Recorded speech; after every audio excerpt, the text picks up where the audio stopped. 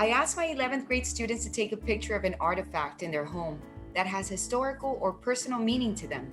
The exact same question Historias Americanas asked us during last year's program. What is the history behind it? I asked.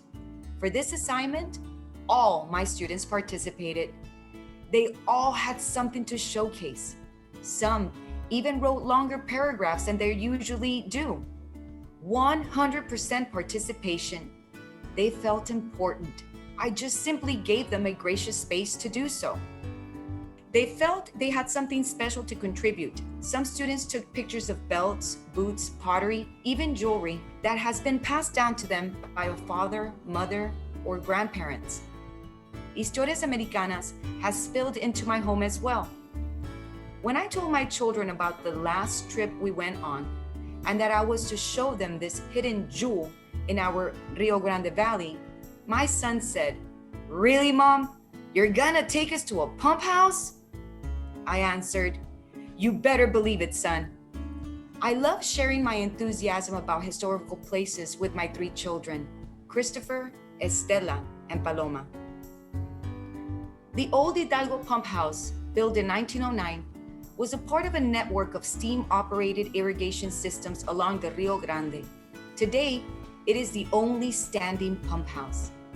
It has come to symbolize the transformation of hundreds of thousands of acres of dense brushland into the magic valley of cotton fields and citrus groves. Hidalgo, located on the banks of the Rio Grande across the international border from Reynosa, Mexico, sits in the delta known as the Rio Grande Valley of Texas. Once we were there, my children were looking around quietly and intently. I noticed my son Christopher looking down. "What's so interesting down there?" "Mom, I'm just imagining all the laborers and how they must have been greasing up and operating these powerful engines." We got to the boiler room where they saw a huge model of a railroad station of the town. My kids even got to pull on the train whistle.